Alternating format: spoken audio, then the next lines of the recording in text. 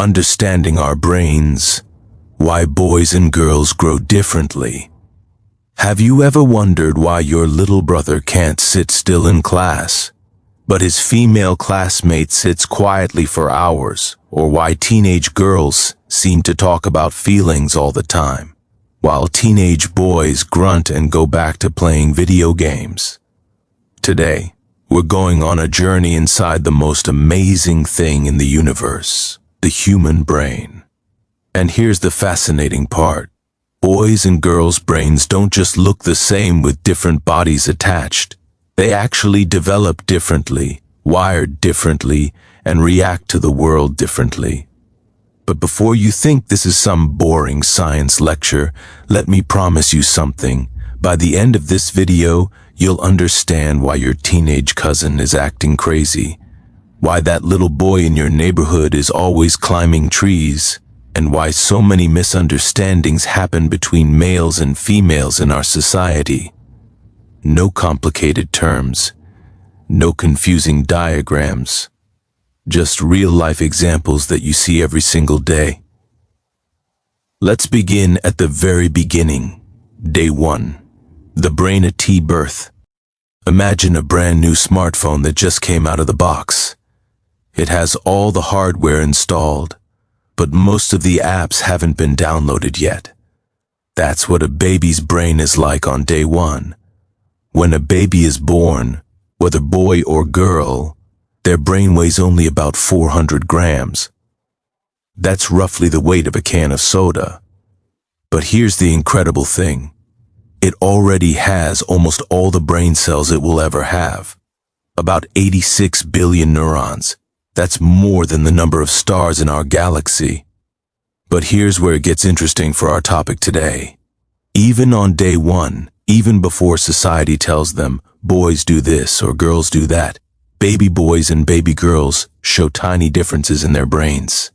Think of it like two smartphones from the same company, but one is optimized slightly differently than the other. What's actually different? Baby boys on average are born with slightly larger brains, about 5% bigger. But before boys start feeling superior, let me tell you something. Bigger doesn't mean smarter. It's like having a larger hard drive doesn't make your computer faster. Baby girls, on the other hand, are born with certain brain areas more developed, particularly the areas responsible for communication and reading emotions. This is why, if you observe carefully, baby girls often make more eye contact than baby boys. They're already more interested in faces and voices. Real-life example you can observe. Go to any park where mothers bring their babies. Watch carefully. Baby girls will often look at their mother's face more, respond more to voices. Baby boys might be more interested in looking at moving objects, like a spinning fan or a passing car. This isn't about being better or worse, it's just different starting points. The first year, wiring the brain. Now, during the first year of life, something absolutely magical happens. The baby's brain starts wiring itself based on experience. Imagine millions of workers building roads, highways, and bridges inside the brain. Every time the baby sees something, hears something, touches something, new connections are made. Scientists call these connections synapses. And in the first year, the baby's brain is making them at an incredible speed. About 1 million new connections every single second. But here's where boys and girls start showing clearer differences. Physical development. Baby boys generally develop their large muscle control faster. This means they might start crawling or walking slightly earlier in some cases. Their brains are building stronger connections in areas related to spatial awareness, understanding where their body is in space. This is why, even before they can properly talk, you'll see little boys trying to climb everything. The sofa, the stairs, their father's leg. Their brain is literally wired to understand space and movement. Baby girls, on the other hand, often develop fine motor skills earlier. This means controlling small movements, like picking up tiny objects with their fingers, or later, holding a pencil correctly, communication development. Here's something really interesting. Baby girls often start babbling earlier, and they usually speak their first words a bit sooner than boys. By 16 months, the average baby girl might know 100 words, while the average baby boy might know 30. Why? Remember those brain areas for communication that were more developed at birth? They're getting even stronger now. Real-life example you can observe. Next time you're at a family gathering, watch the 1-year-olds. The baby boy might be more interested in throwing a ball, stacking blocks, or exploring how things move. The baby girl might be more interested in babbling to adults, playing with dolls, even without anyone teaching her, or responding when someone talks to her. Again, this doesn't mean boys can't communicate or girls can't understand space. It just means their brains have slightly different priorities in early development. Ages 2 to 5, the foundation years. Between ages 2 and 5, a child's brain is like a construction site working overtime. It's building the foundation for everything that comes later. And this is where we really start seeing boys and girls behaving quite differently. The boy brain in action. Walk into any preschool and you'll notice something. The boys are usually running around more, climbing on things, wrestling with each other, making explosion sounds and turning everything into a weapon. Even a banana becomes a gun. Why? The male brain is getting flooded with a hormone called testosterone. Not a lot. They're just kids, but enough to affect their behavior. Testosterone doesn't just affect muscles, it affects the brain too. It makes boys more interested in movement and action, taking physical risks, competitive games, objects and how they work, building and destroying things. This is why little boys love trucks, trains, balls, and anything that moves or can be moved. Their brain is literally wired to understand systems and objects. The girl brain in action. Now watch the girls in the same preschool. You'll often see them sitting in small groups, talking, so much talking, playing house, taking care of dolls and creating social scenarios. Little girls are getting different hormonal signals, primarily estrogen and oxytocin.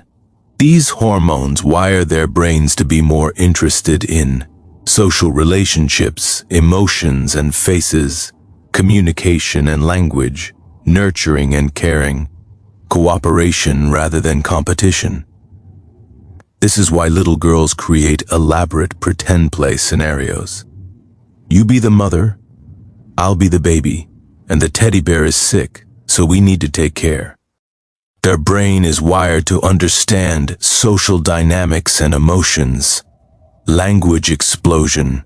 By age 5, the average girl has a vocabulary of about 2,000 words. Boys, around 1,500 words. This isn't because girls are smarter. It's because the language centers in their brain are developing faster.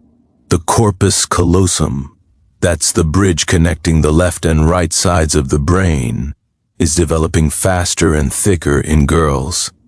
This means both sides of their brain can talk to each other more easily.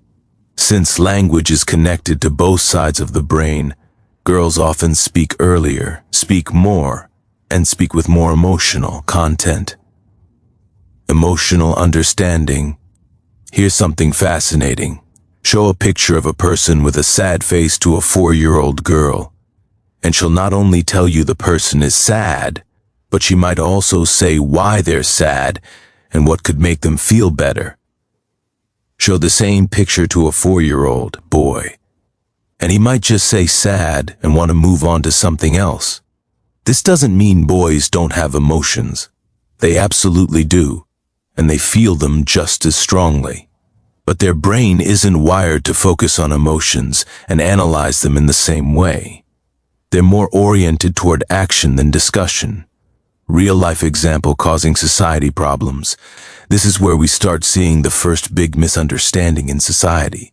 When a little boy doesn't want to talk about his feelings or runs away when someone is crying, adults often say boys are insensitive or boys don't care. That's not true. The boy's brain is just wired differently. He experiences emotions deeply, but his instinct isn't to talk about them. It's to do something. Punch a pillow, run around, build something. That's how his brain processes feelings.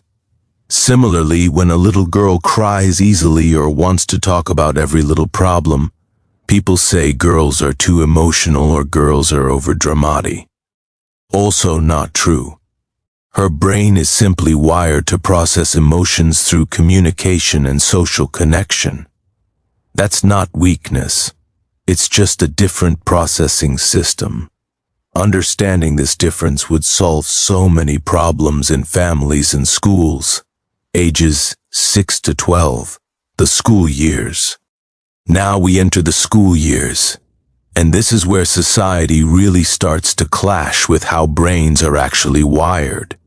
The sitting still problem. Our education system is designed for children to sit still at desks, listen quietly, read, write, and follow instructions. Notice something? These are all things that the female brain, on average, is better wired to do at ages 6 to 12. This is why, globally, boys are diagnosed with attention problems and hyperactivity at rates 3 to 4 times higher than girls. But here's the question nobody asks. Do boys really have more attention problems? Or is our system just not designed for how the male brain works? The male brain at this age still has high energy, needs movement to think properly, and learns better through hands-on experience rather than sitting and listening. When we force boys to sit still for 6 hours a day, we're fighting against their brain biology. Real-life example. Have you noticed in your own school or neighborhood that boys often get in trouble for not sitting still, talking out of turn, being disruptive, not finishing written work, fidgeting constantly? Meanwhile, girls generally get praised for being well-behaved, good students and mature for their age. This creates a huge problem.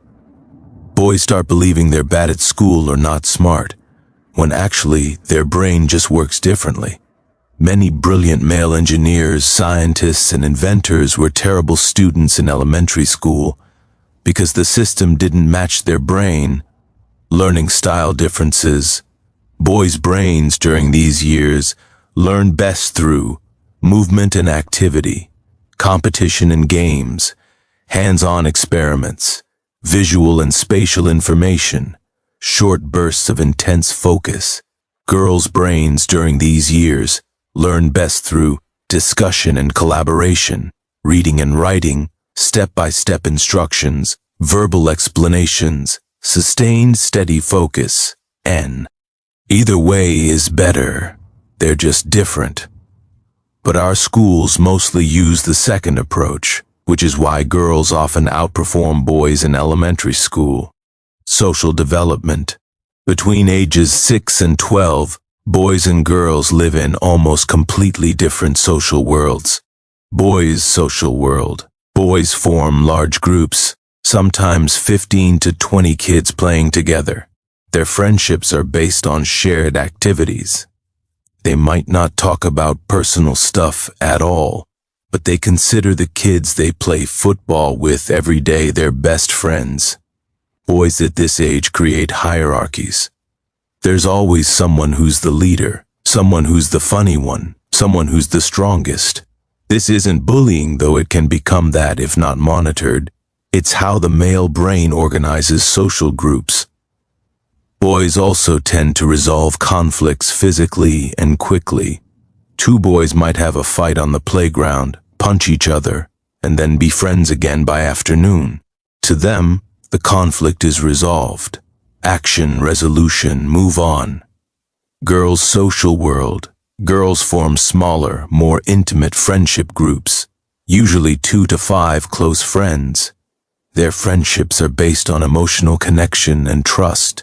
They share secrets, talk about feelings, and spend huge amounts of time just talking. Girls don't usually create clear hierarchies, but they do have complex social dynamics.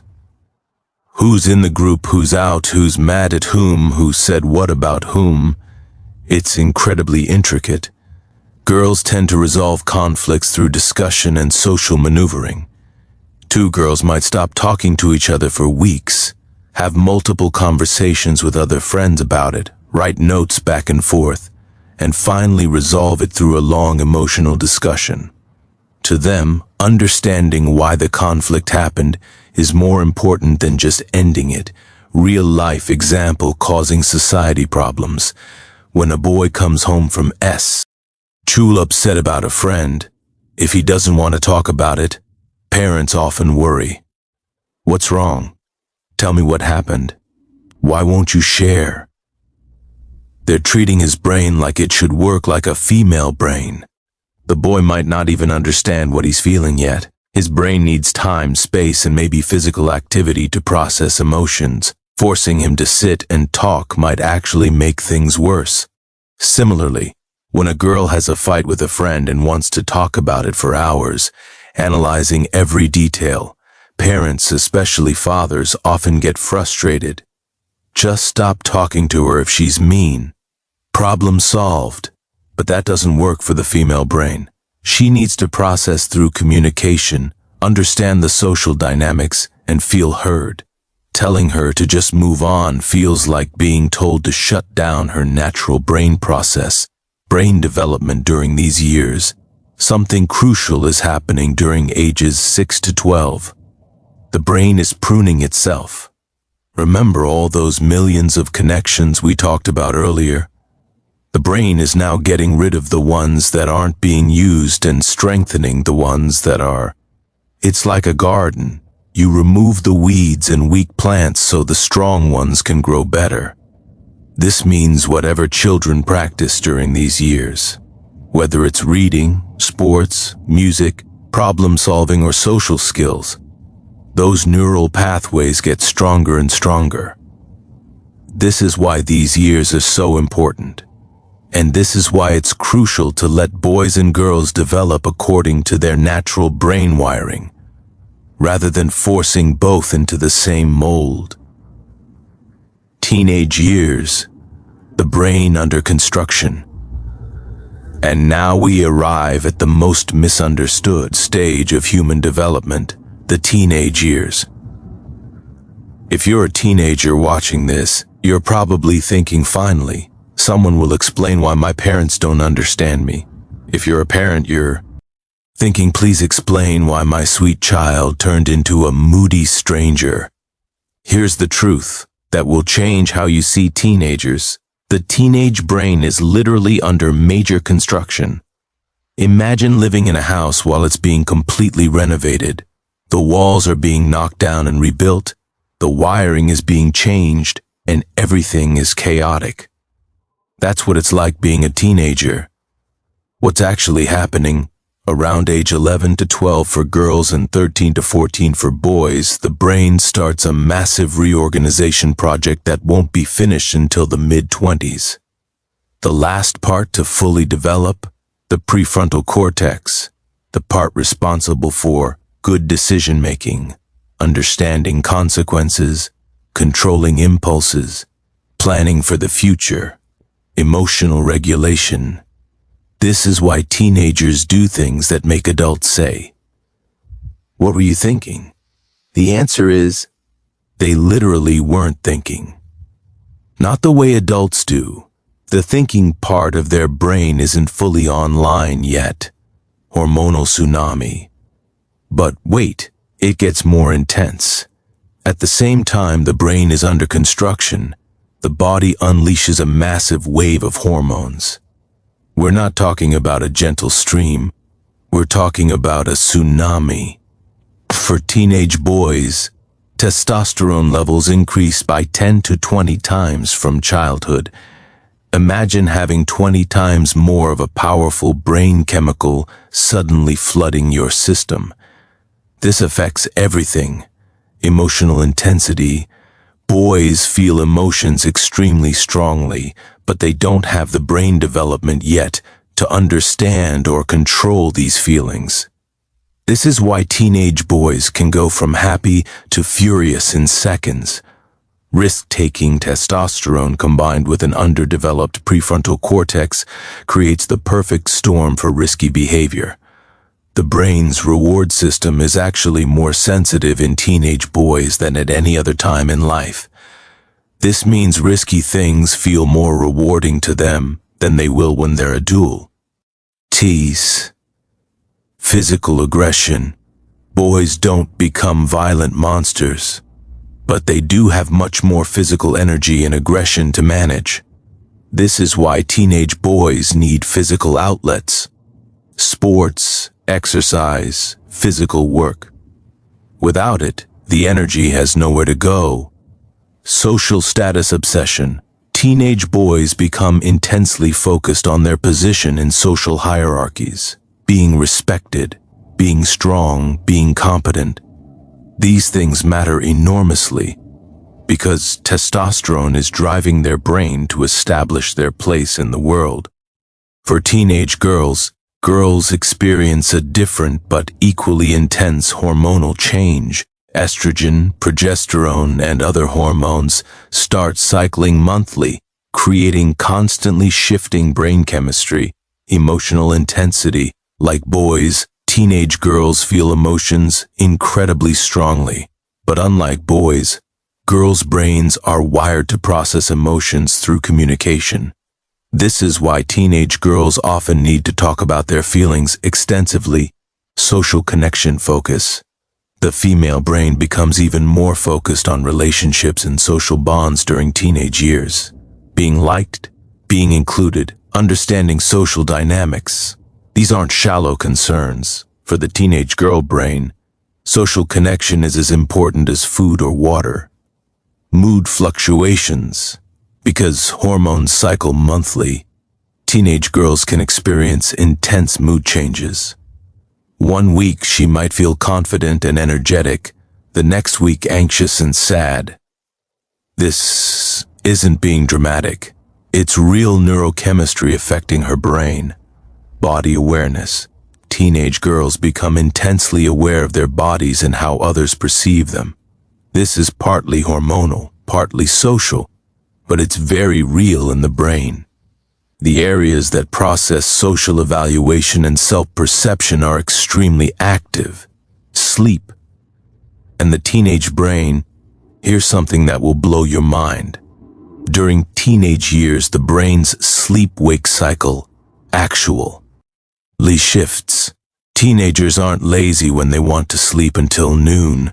Their brains literally release sleep hormones later at night and need more sleep to function. Studies show that the teenage brain naturally wants to go to sleep around 11 p.m. or midnight and wake up around 8 or 9 a.m. But society makes them wake up at 6 a.m. for school. This creates chronic sleep deprivation, which makes all the other teenage brain issues worse. A sleep-deprived teenage brain is terrible at controlling emotions, making good decisions, learning and memory, resisting impulses. So when a teenager has a meltdown, makes a stupid decision, or can't focus in class, ask first, how much sleep are they getting? Gender differences in teenage mental health. This is where things get serious, and we need to talk about real societal problems. For teenage boys, boys are 3 to 4 times more likely to die by suicide, even though girls attempt it more often. Why? The male brain is terrible at asking for help. Remember, it's wired for action and independence, not emotional communication. When a teenage boy is depressed or anxious, he often doesn't recognize it as depression, doesn't talk about it, becomes angry instead of sad, withdraws completely, uses more lethal methods if attempting suicide. Society makes this worse by telling boys to man up, be strong, and don't cry. We're literally telling them to ignore their brain's distress signals. For teenage girls, girls are 2 to 3 times more likely to develop depression and anxiety during teenage years than boys. Why? The female brain is extremely sensitive to social evaluation and relationship problems. When a teenage girl faces social rejection, relationship conflicts, body image criticism, social media comparison, her brain processes these as genuine threats. The same brain areas that respond to physical pain also respond to social pain in teenage girls. Being excluded from a group or criticized online literally hurts her brain the same way a physical injury would. Add to this the monthly hormonal cycles affecting mood, and you have high vulnerability to anxiety and depression. Society makes this worse by creating impossible beauty standards, promoting constant social comparison through social media, valuing girls primarily for appearance, dismissing their concerns as being overdramatic. The social media problem. Social media affects teenage boy and girl brains very differently. Teenage boys typically use social media to share achievements and content, follow interests and hobbies, watch videos and games, maintain loose social connections. For them, it's mostly a tool for information and entertainment. Teenage girls typically use social media to maintain relationships, monitor social dynamics, present their image, compare themselves to others, seek validation. For them, it's deeply connected to their sense of self-worth and social belonging. This is why studies show social media affects teenage girls' mental health more severely than boys. Their brains are wired to care intensely about social evaluation, and social media creates an environment of constant comparison and judgment. Real-life example of society problems. Think about how we treat struggling teenagers. When a teenage boy is struggling, failing school, isolated, depressed, people often say, "He's just lazy, he needs to try harder, he's being rebellious, he needs discipline." What he actually needs, understanding that his brain is under construction, help finding healthy outlets for his energy and emotions, and safe spaces to express vulnerability without judgment. When a teenage girl is struggling, anxious, emotional, having social problems, people often say, "She's being overdramatic. Girls are just like that. It's probably her period. She needs to stop caring what others think." What she actually needs, understanding that her brain is wired to care deeply about relationships, help building genuine self-worth beyond appearance and social status, and validation that her feelings are real and important. The beautiful part, despite all this chaos, the teenage brain is also incredibly capable. During these years, teenagers develop abstract thinking, understanding complex ideas, identity formation, figuring out who they are, moral reasoning, developing their value system, passion and creativity, intense interest in causes and ideas, social awareness, understanding broader social issues. This is why teenagers are passionate about social justice, environmental causes, and changing the world. Their brains are literally wired during these years to question authority, challenge norms, and imagine different possibilities. Instead of seeing this as rebellion, we should see it as brain development. They're supposed to be questioning and challenging. That's healthy teenage brain function. Conclusion. So what have we learned on this journey through the developing brain? First truth. Boys and girls are wired differently from day one. Not better or worse, not superior or inferior, just different. Their brains have different strengths, different priorities, and different ways of processing the world. Second truth, society creates problems when we ignore these differences or pretend they don't exist. When we force all children through the same educational system, judge them by the same standards, and expect them to develop in the same way, we create unnecessary struggle. Third truth, understanding these differences creates compassion. When we understand that the little boy can't sit still because his brain needs movement, we can create better learning environments instead of punishing him. When we understand that the teenage girl's social concerns are neurological reality, not superficial drama, we can provide real support. Fourth truth, these differences don't define anyone. We're talking about averages and tendencies, not rules. There are plenty of boys who are naturally empathetic communicators and girls who are natural engineers. Biology creates tendencies, but every individual is unique. Fifth truth: teenage years are hard because they're supposed to be hard. The brain is undergoing massive reconstruction. Instead of dismissing teenagers as difficult or broken, we should support them through this natural but challenging development process. So what can we do with this knowledge? For parents, stop comparing your son's development to your daughter's or to gender stereotypes. Give boys permission to be emotional and girls permission to be strong. Provide movement opportunities for boys and communication, opportunities for girls, while allowing both to explore everything. Be patient with teenagers. Their brain literally isn't finished yet. For teachers, design classrooms that accommodate different learning styles. Don't punish boys for being high energy or girls for being talkative. Channel these natural tendencies productively. Understand that behavior problems might be brain development issues, not character flaws. For teenagers, understanding your own brain helps you be patient with yourself.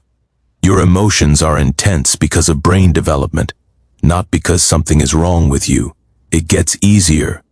Your prefrontal cortex will eventually catch up. For everyone, stop judging people for having brains that work differently than yours. Recognize that men and women, boys and girls, process the world through different neural pathways. Use this understanding to build bridges instead of walls. Final thought: the human brain is the most complex object in the known universe. Every single brain is a unique masterpiece, shaped by genetics, hormones, experiences, and individual choices. Understanding how brains develop differently doesn't limit anyone. It frees us. It frees us from unfair expectations, unnecessary judgments, and harmful stereotypes. It allows us to celebrate differences instead of fighting them. The little boy who can't sit still might become an astronaut who explores space. The little girl who talks constantly might become a leader who changes laws. The teenage boy who takes risks might develop courage that saves lives. The teenage girl who feels deeply might develop empathy that heals communities. Every brain, male or female, child or teenager, is developing exactly as it should. Our job isn't to force them all into the same mold. Our job is to understand, support, and celebrate the beautiful diversity of human development. Thank you for joining me on this journey through the brain. If this video helped you understand yourself, your children, your students, or the people around you just a little bit better, then we've succeeded in making the world a slightly more compassionate place. And that's what understanding the brain should do. Not divide us, but bring us together with greater empathy and wisdom. If this video helped you see the world differently, please share it with someone who needs to understand these truths. Maybe a parent, a teacher, or a struggling teenager. Let's spread understanding instead of judgment. And remember, every brain is a masterpiece in progress. Be patient with yours and with everyone else's too.